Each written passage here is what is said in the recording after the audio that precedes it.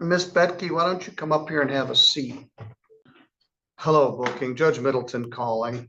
I waited until we were ready. We need to see Jeffrey Gibson by Zoom for a landlord-tenant hearing. All right, thanks. Bye. Good afternoon. Good afternoon. Judge, this is my neighbor, Mr. Zimmerman. He has dealings with Jeff also. Okay. And the last time we were in here, Jeff made a statement that he bought 2 cars from Mr. Zimmerman, and that was not true. All right. And when I called Mr. Zimmerman and told him, he was upset about it. He said that was totally wrong.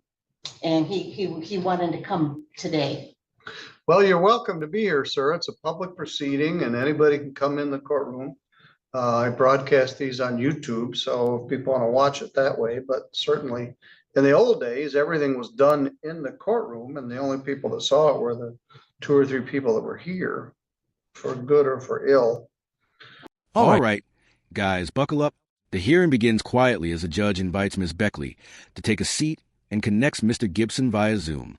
Unexpectedly, a neighbor named Mr. Zimmerman interrupts, claiming that Jeffrey falsely stated he had purchased cars from him.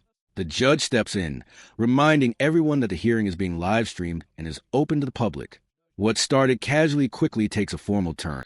When we get Mr. Gibson in here, we'll give a little update on what's been going on in his world. Can I ask you, have you been laying out in the sun? I've been standing in Sarasota Bay watching my granddaughters play in the sand. I see. I was in Siesta Key for 10 days. I go to the Tanner, but I see you've got the little white circles under your eyes Yeah, like I do raccoon too. eyes. No, I got this the good old fashioned way, making sand castles and I don't like to put sunblock on my face, and that's my shortcoming. Although by the time we got back, it's actually been starting to get nice here. Yeah, yeah. Yeah, wasn't nice when I was gone, but it was certainly nice. You were gone, what, a couple weeks? I was gone 6 working days. Oh, I see. The judge, to lighten the atmosphere, the judge jokes about vacations and sunburns. Mr. Gibson, appearing from custody, is asked about his attire and quips that he was busy building sandcastles with his grandchildren in Sarasota. The courtroom shares a brief moment of humor. The judge comments on how crowded Florida is and how exhausting family time can be. It's a rare moment of warmth before the storm. The only time I've been to Florida, it was in Sarasota, and I liked it. Well, Sarasota is a nice town. It's very crowded. All of Florida right now is very crowded, but I get to where I'm going and I stay there. Stay up till almost 9 o'clock. Playing with little kids all day tends to tire me out. All right, Mr. Gibson, the man had to wake him up. He knew about this hearing, but I don't think the jail staff did. I called the prosecuting attorney's office the other day, and because there was supposed to have been a meeting, a different case with Mr. Gibson. Yeah, we'll talk about that when he comes in the room. If I call, this happened just the other day, if I call an hour early and say, I'm going to need Mr. Gibson at 2:10, they forget. Things escalate quickly. The judge announces that Mr. Gibson was recently convicted on firearm charges and is no longer eligible for bond. Ms. Bataille requests the removal of Gibson's belongings. From jail, Gibson protests, asking, "How can I move anything?" The tension builds as his frustration becomes evident. An incarcerated man, powerless and entangled in a legal process that's moving on without him. So I call it 2 and say I need him at 2:10. Yesterday, they got caught up in something else in the 10 minutes. So I sat here for 17 minutes and then I called again and they said, oh, we're sorry, we got caught up with something. So the jail staff is busy, but it's easier to do a Zoom connection than to put them in a car and drive them over here. It's also safer. Our lockup back there is woefully inadequate. So we'll just wait. Okay. Good afternoon, Mr. Gibson. Good afternoon. This is Judge Middleton again. This is a continuation of the landlord-tenant case. Title of the case is Roberta Betke versus Jeffrey Gibson. File number is 25580. This was filed as a termination of tenancy action. Mr. And Gibson were attempts to here. request a jury trial and also seeks to waive the $50 filing fee due to his incarceration. The judge firmly denies both requests, pointing out that the deadline for fee has already passed. This moment marks a crucial turning point. Procedural rules override his plea, and the harsh reality of court timelines becomes undeniable. Previously on April 7th, the matter was adjourned for about, how long is that? 17 days or so, because I was gone on a vacation. So we set for today. Mr. Gibson, in the meantime, we knew this at the time, he had a trial pending in circuit court. And earlier this week, he was convicted of a couple of firearm charges and is pending sentence in circuit court. Mr. Gibson asked me at our last hearing if I could let him out of jail to take care of this stuff. And A decision is reached. Ms. Battile wins the case. Mr. Gibson is given 10 days until May 12th to remove his personal property. He responds with resignation, saying, "I guess that's what you get." The judge, offering practical advice, suggests allowing family members time to remove his items rather than pursuing immediate eviction. Amid the I didn't have the authority to do it. After the conviction, I talked with Judge Stutzman, advised him we had this hearing today. He advised me he canceled Mr. Gibson's bond in light of the convictions, and he wasn't eligible to bond out. So Miss Betke is still asking for her property back and for you to return, get your stuff off of there. Mr. Gibson, I know it's difficult to do anything while you're incarcerated. Have you had any progress in removing your stuff? I'm in jail, sir. How can I move anything? I can't get a hold of anybody. That's why I asked you from the get-go if I could take care of all this stuff. Now I'm gonna lose everything because you revoked my bond. When I had a bond, I could have bonded out and took care of all this stuff. Well, once the matter was that. bound Thanks over a to lot. circuit. Well, Thanks a lot. Yeah, that's all my fault. I'm Continue to asking for a contact jury people trial. after. I'm asking for a jury trial. Go ahead, I guess. I'm asking for a jury trial on this as well, and if you could waive my my fee, my $50 fee, because I'm Yes, incarcerated. It's too late for that. You have to do that within 5 days of the hearing, the first hearing. So, so I'm gonna grant her the relief she asked for. I find after hearing, you have 10 days to remove your property. That's May 12th. Excuse me. Just lost everything. Appreciate that. Yeah, okay. That's what you get for being good to people, or people who know people. You know what I mean? I guess That's so. what you get. We get a glimpse into the complications ahead. No one appears to be actively removing Gibson's belongings, although a niece has reportedly taken a four-wheeler and a set of car keys. The judge expresses his displeasure, but acknowledges the situation. He encourages the landlord to allow reasonable time for the family to retrieve the rest of the items.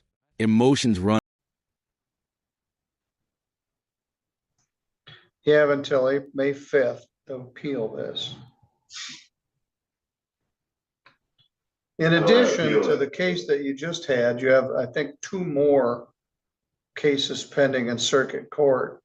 Somehow this is my fault and not yours. At any rate, she wants you to vacate. I've given you 10 days to get a hold of your brother or somebody and see if they can get any of this stuff out of there. Have you 10 days to appeal this. Has anything been moved at all that you know of? Miss Betke, is everything still there?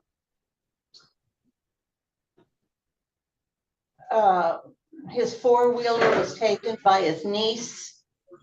And the Zion, the car he was driving, was taken.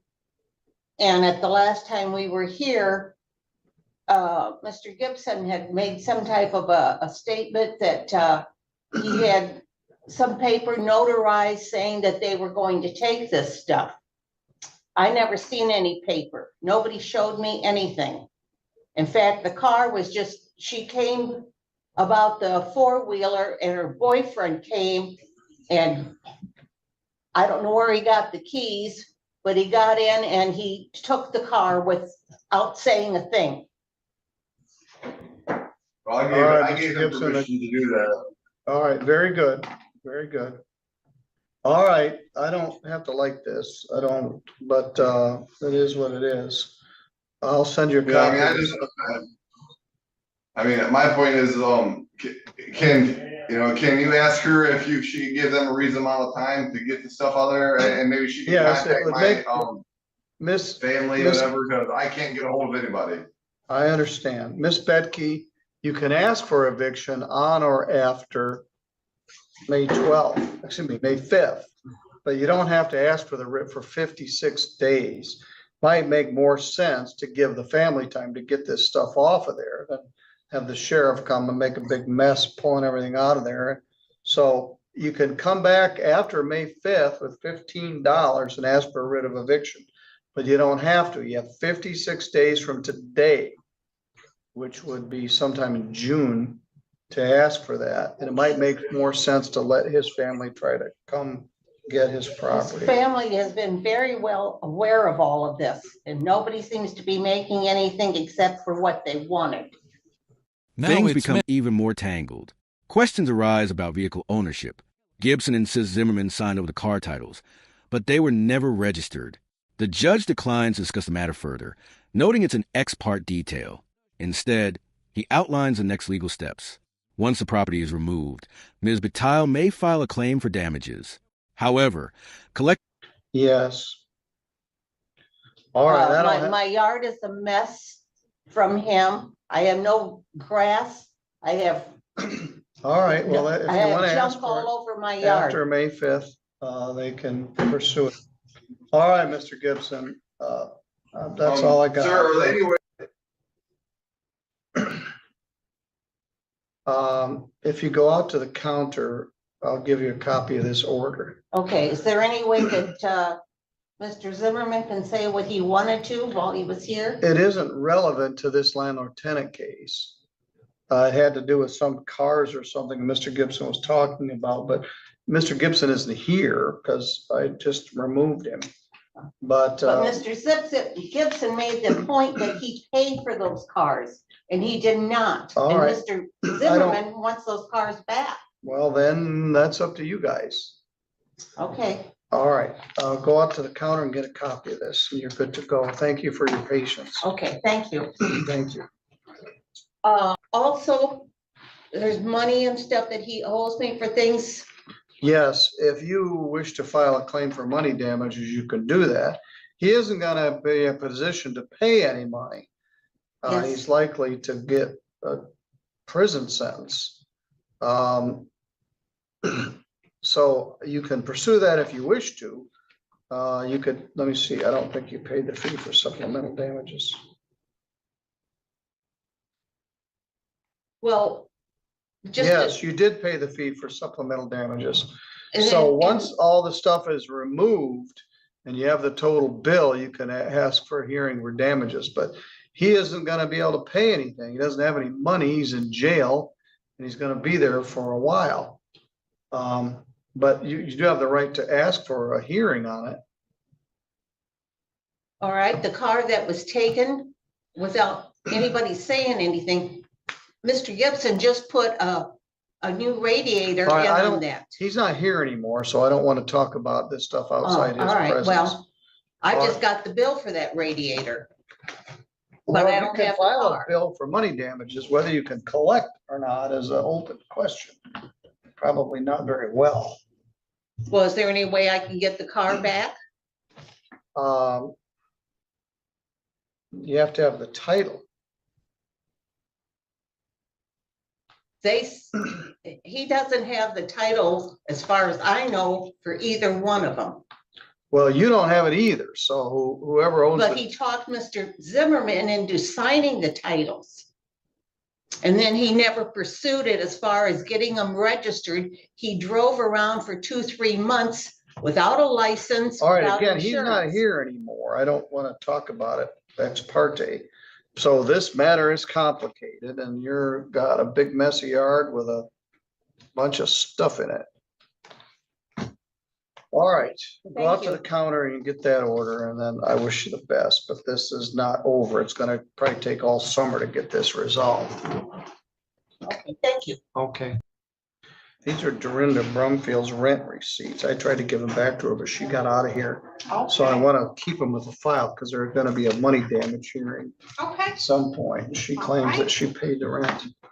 All right, that is all we got here today. Thank you. Yeah, thank you. That was something.